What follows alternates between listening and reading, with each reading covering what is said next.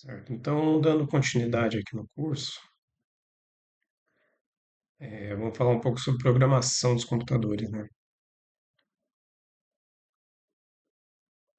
Você vai abordar lá esse tema de uma maneira bem simples e bem resumida, assim como todos os outros temas que a gente abordou até agora, né? Porque a parte de programação de computadores e linguagens de programação é um assunto bem extenso, né? Não, só partindo do pressuposto que existem várias linguagens de programação, existem várias arquiteturas de programação, vários modos de programar um computador, né? Diversos hardwares. Então a gente vai passar aqui de forma bem resumida por esse tema, para a gente poder chegar no projeto com certo conhecimento prévio dos assuntos, né? Então, a criação de programas, né? O desenvolvimento de sistemas, eles são, eles têm uma infinidade de, eles criam uma infinidade de soluções, tá? Desde os mais simples até os mais complexos, né? Sistemas aí utilizados em laboratórios de física, laboratórios de química, sistemas governamentais, industriais, são sistemas altamente com uma complexidade muito alta, né? Mas também, por outro lado, existem sistemas mais simples, né? São desenvolvidos aí para funções mais simples do dia a dia, né? Uma calculadora, que até por curiosidade, né? O computador ele nasceu como um dispositivo. Essa era a ideia principal do computador, que era somar, fazer contas, né? Era para ser uma calculadora um pouco mais desenvolvida. E um sistema desenvolvido para calcular, uma calculadora, por exemplo, se tornou um dos sistemas mais simples, se comparado a todos os outros que vieram depois, né? Então, os programas eles são desenvolvidos em cima de um hardware base, né? Mesmo um sistema que é um sistema web, por exemplo, ele precisa de um servidor para funcionar, né? Ele vai estar rodando em cima de um computador, não? Hoje em dia tem esse termo, né, a computação em nuvem, que nos dá a falsa impressão de que não tem nenhum hardware envolvido, mas na base sempre tem. Então, esses programas são utilizados, são desenvolvidos em cima desse hardware e eles utilizam os recursos que esse hardware disponibiliza. Recursos que eu me refiro são memória, né, a velocidade de processamento, a CPU ali. Então, os programas eles devem ser manipulados, eles devem ser desenvolvidos levando em conta esses recursos disponíveis, né? Como eu disse, a programação ela dá infinitas possibilidades, soluções, tá?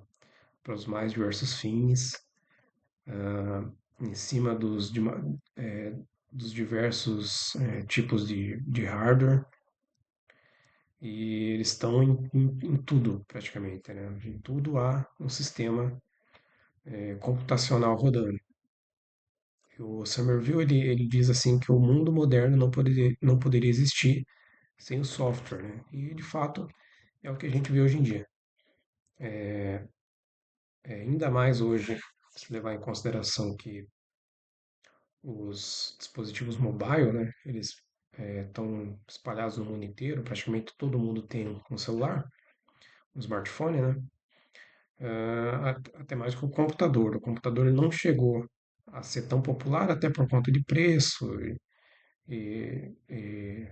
o manuseio do computador ele não é tão simples quanto um smartphone. Smartphone a gente vê às vezes uma criança de 3, 4 anos já praticamente quase que ela nasce sabendo mexer, apesar de ninguém passar nenhuma instrução para ela. Então, eu coloco assim que uma linguagem de programação ela é usada para escrever os programas que são executados pelo computador e ela é compreendida tanto pelo programador quanto pelo computador. Tá? Essa definição aqui ela veio dessa questão do CESP-CEBRASP, um concurso ali para assistente judiciário, mas eu coloquei essa questão porque ela é uma afirmação assim muito interessante, né? Porque uma linguagem de programação ela escreve, ela é usada para escrever os programas. E tudo bem que ela é compreendida pelo programador e pelo computador, mas se a gente levar em consideração linguagens de baixo nível, né, essa compreensão não é tão simples quanto um sistema desenvolvido em alto nível. Então, assim, no geral, as linguagens de programação elas são divididas em linguagem de máquina, baixo nível e alto nível. E, como eu disse, assim, as linguagens de baixo nível, ou até linguagem de máquina, elas, tudo bem, podem ser compreendidas pelo computador, pelo programador. Só que elas são muito mais complexas, né? Em termos ali de, vamos imaginar um programa escrito em binário, levaria um certo tempo ali para o programador poder entender, né, se situar ali sobre o que o programa está fazendo. Né? Por outro lado, uma linguagem escrita em alto nível, que é uma linguagem escrita usando sintaxe muito próxima da linguagem que a gente fala, que a gente escreve, né? Ela é muito mais fácil de compreender e até de debugar. Então, a compreensão das linguagens de alto nível ela é muito mais simples. E a linguagem de máquina, ela tem uma certa complexidade no entendimento, né? E, é o que levou os programadores, os cientistas da computação, a desenvolverem cada vez mais linguagens que se aproximassem da linguagem humana. O Python, por exemplo, ele é uma linguagem que tem muitas instruções, que é quase que uma instrução ali que você diz o que o computador deve fazer, como se você estivesse realmente falando para a máquina, sabe? Não fica muito claro, né?